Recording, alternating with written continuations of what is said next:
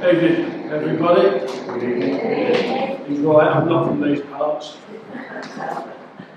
So, I'll introduce myself first, just because, in case some of you are disappointed that it's not a local person that Scott has chosen. My name's, you've seen it, Terry Bullinger. I was born in South East London, Docklands. I've been married for 43 years. I've got 3 kids, 10 grandchildren. So I'm skint. I had a number of jobs when I left school, different jobs. I did a toolmaking apprenticeship, which wasn't for me, but you know, my dad was getting trade son and that sort of stuff, but it weren't for me. Went into the building and other things. And then eventually, I got married and we had our first child. In the building, you're constantly getting laid off.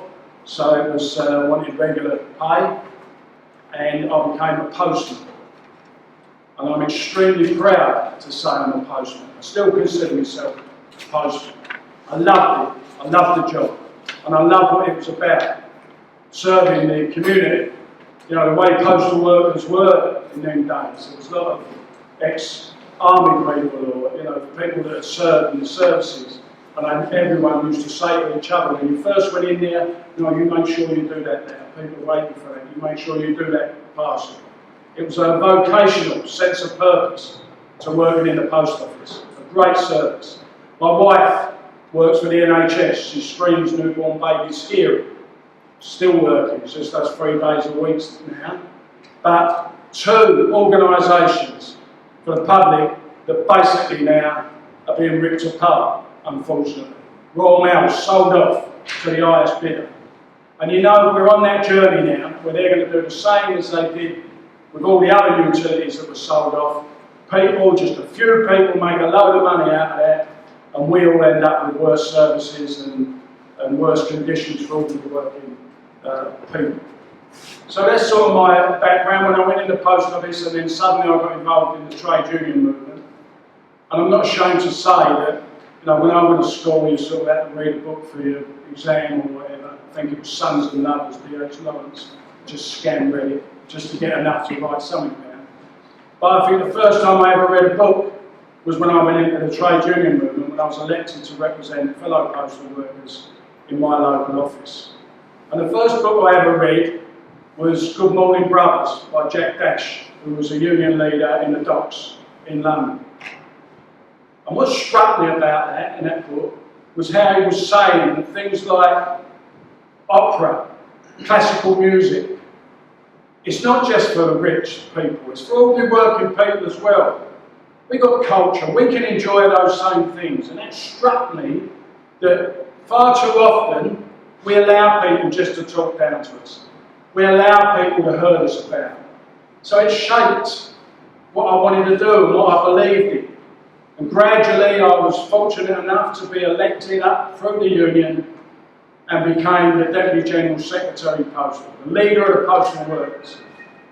So proud, I don't know how proud I feel today, Scott, I know I mean that, I know I'll get on to that, but really proud to have been the leader of the postal workers and rally people together to go into local offices and see how there'd been no work done in that office, the facilities were terrible, and make the case for postal workers, represent your fellow workers. And I did that for most of my working life. And I can't think of anything more honourable, actually, that I could have done with my life than that, representing fellow workers. So that's my background, and I think Scott, as a trade unionist, a branch secretary, I mean, the workload he's taken on here, he's got his family, which was all read out, he's got his union work, he was on the phone when he picked me up to someone asking him to represent, and now he's the mayor as well. So there's a man of dedication, another man who's given his life over, and his family must be allowing him to do that. So it's huge credit to the family. I know what, you know, how often I was away and not at home doing my job, and you wouldn't be able to do it unless you had the support of a good family. So it's evidence, Scott, that you've got. I must admit, right, when Scott asked me to do this, would you be my mayor's chaplain? I thought he was asking me to join the clergy. That's right. I've got Father Joseph here somewhere. No. No offence, Father Joe, but that ain't like it.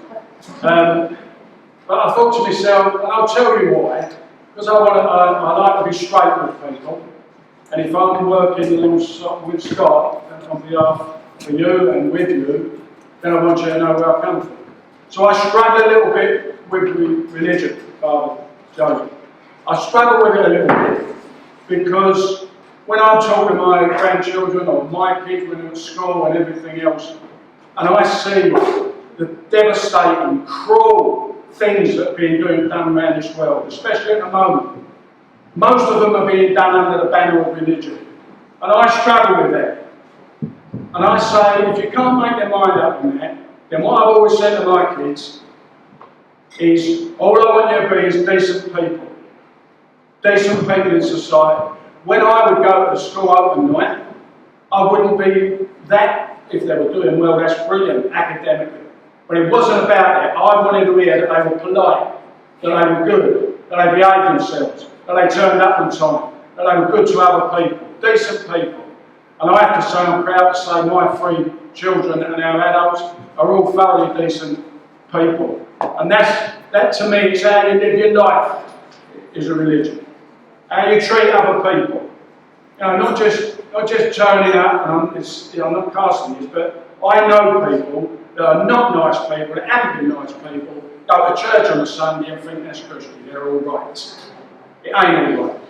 It's about how you live your life. So if you want spiritual guidance on that, I believe that's the spiritual guidance of the trade union movement. Yes, they get bad press, the trade union movement, but they are there, dedicated, people like Scott, dedicated to representing others, which isn't an easy task. Because when you're a rep, someone comes up and says, can you deal with this problem for me? I've got this problem with the employer. You go there, they walk away, they put it off their chest. You now put it on your shoulders. And when you've got lots of people to represent, they're all loading their problems onto you, and you're dealing with it. It's dedication, and it's good, and it's decent. And I believe, when Scott asked me, and then I thought about it seriously, and I really started to get passionate about what Scott wants to do in Featherstone. Because I started reading your history and all.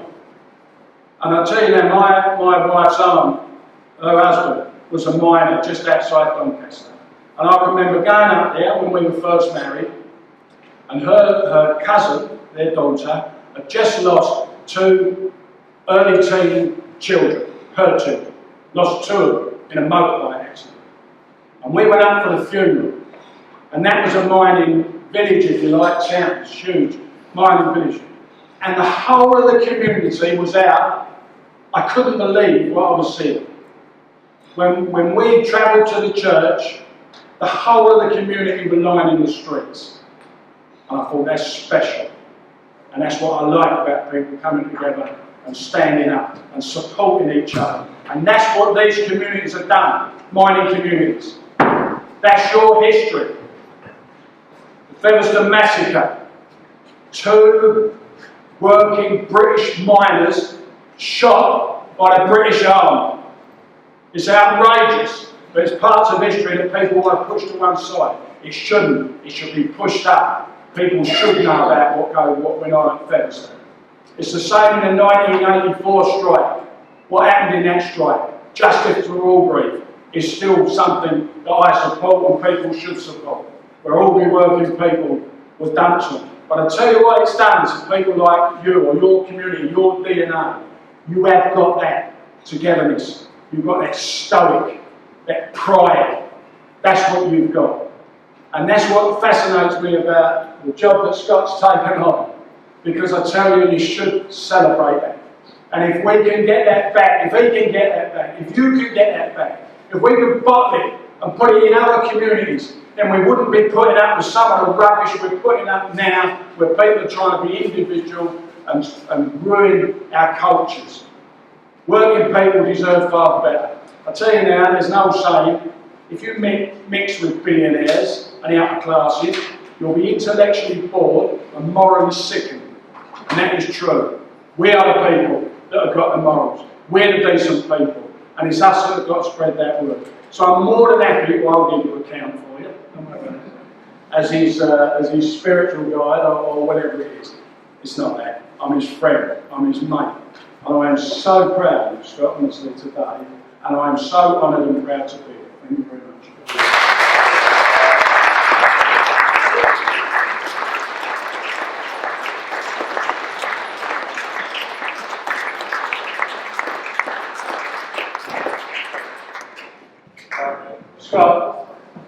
Scott, I'm very sorry, and I've got to say this, because I had on my notes and I went out script.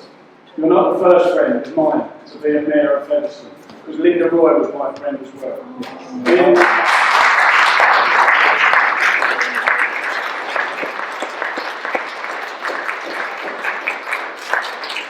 Linda and I both got knocked off of our union's executive because we wouldn't toe the line, because we were sticking up for the people and not the party line. And yet both Linda and I came back and became the national officers of our trade union. And it's lovely to see you.